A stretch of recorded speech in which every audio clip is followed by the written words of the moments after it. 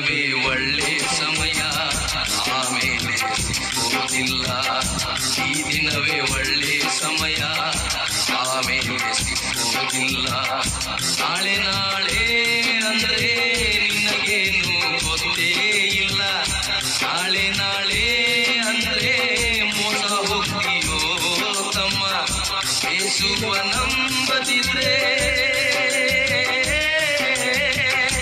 ಯೇಸುವ ನಂಬದಿದ್ರೆ ಸಿಗೋದಿಲ್ಲ ಮುಕ್ತಿ. ನಿನಗೆ ಏನು ತಂದಿಲ್ಲ.